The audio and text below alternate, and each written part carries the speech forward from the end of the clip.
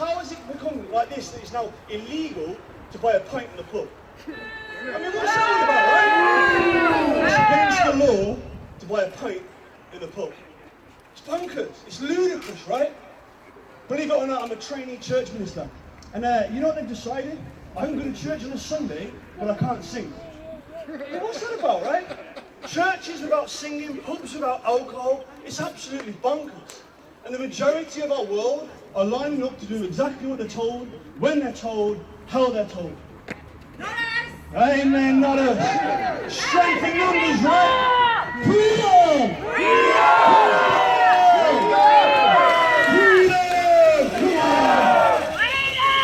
Come on. Strength in numbers. Community. Intimacy. Love, companionship, compassion. That's what the human race is built for. We are built for relationships. We are built to get to know one another. We're built to get to know one another in a deep and intimate, personal way, and a mask will rob you of that. Social distancing restricts your humanity. The lockdowns and the restrictions and all this self-isolating removes us one from another. Like I said, I'm a trainee church minister, right? So I follow Jesus. And I'm quite big on him, man. I love him, right? Do you know one of his best miracles was? He turned water into wine. Come on, that's my Jesus. We need something like that right now, right? You can't buy a pint in the pub, but my Jesus can turn water into wine. He was once at a wedding, right? And the weddings back in the days, they were crazy parties.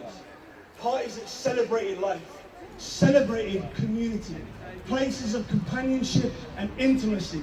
The very thing that these lockdown tyrannies are robbing from us. Anyway, they were 3 days into this party and they drank the place dry.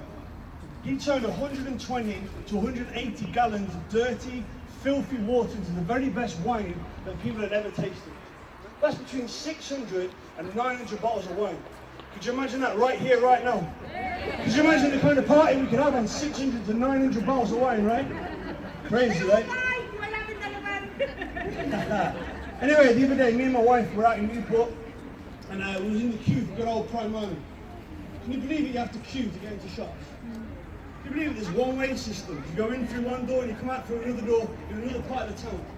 Anyway, we were outside prime money and there was a group of girls just in front of us. 9 teenage girls. Between the ages of 12 and 14. They were good-looking kids. They weren't ruffians, they weren't rebels in any way. And they had this little community. They had this little people group. It was a place whereby they worked out their emotional intelligence. It was a place whereby they found where they fitted in life. That's what community is, right? It helps us to remind us of our humanity, why we're alive. You know that smile, that warm embrace that encourages you and inspires you to continue to live out your life? Well, they found that. Only by the time they got to the front of the queue, the security guard told them that only 6 of them could come inside and 3 would have to wait outside. You should have seen the look of shock on these poor girls' faces as they were told to choose between which friend to go in with and which friend to excommunicate from their community. Our young people, their generation, their entire generation has been ravished by this. Their social constructs have been strained. The stress and the pressure that has been placed upon our kids is unbelievable. Their schools have been closed, their community groups closed down, the places where they go to find out who they are, where they go to find their friends and to establish relationships, these things have been completely devastating. We have an entire generation of kids whose education has been left in devastation. Their only influence is the local gang member who I promise you is not locked up in isolation. Let me say that for you again. We have an entire generation of kids whose education has been left in devastation. Their only influence, the local gang member whom I promise is not locked up in isolation. I can imagine the stress and the strain that was placed on those kids that day. The angst and the anxiety and the worry and the fear as they had to look at their friends and choose one from another. Is that not what's wrong with the human race? That we choose one over another? Either black or white, rich or poor, male or female, old or young. We always choose between those that we favour and those that we hate. Segregation, lockdowns and restrictions is a travesty to the human race. It is robbing us of our humanity. I know I'm angry. I'm frustrated. I'm upset with what's going on in our world, and the majority of our world are blind. Queuing up for vaccinations for a disease that I've not even noticed exists.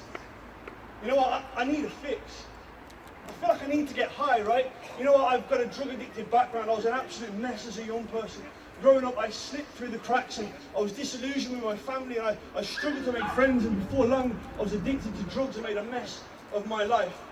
But you know what, those days when I went to the local youth group, or I was part of the Army Cadet Force, or I was part of the local boxing club, it helped me. It stabilised me. It was a community and a safe place for me to go to. You know what, the Girl Guides is closed. The Scouts groups are closed. The safe places for our young people to go to, they're closed. The only thing that's left for our young people is to hang around on the streets and over the parks and to be labelled as a tyranny to the human race, when really the real tyranny are the lockdowns that have been placed upon us, the restrictions that have been placed upon our lives. I feel like I'm going to relapse.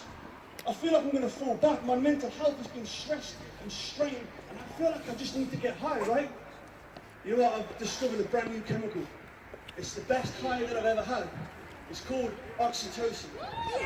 Yeah! Somebody knows what I'm talking about right now, yeah? Anybody ever heard of oxytocin, right? Yeah, we know what oxytocin is. Those of you that were here last time, you know exactly what oxytocin is. I'll tell you, my friend. Oxytocin is a chemical that's released in your brain when you express your humanity. When someone smiles at you, when someone offers you a word of encouragement, when someone puts an arm around you and lets you know what, I'm there for you. Oxytocin is released in our brains. It's a reward hormone for being good. And I need a fix right now. I need to get high. Somebody smile at me. Somebody let me know that I'm human. I want to encourage you right now. Turn to a random stranger in the crowd. Offer them a smile. Dude, I love you. I love you too, man. Love hey, you. Come here, give me a hug, man. Bless you, bro.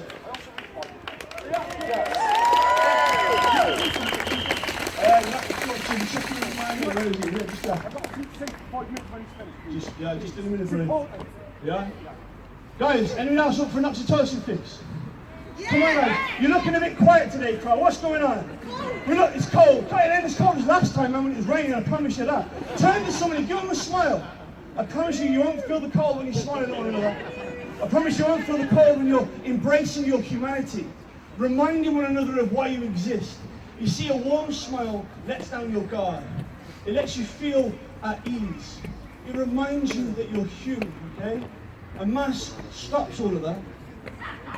You know what? Social distancing and self-isolation, it stops all of that. Is it any wonder that there is a mental health pandemic in our young people right now?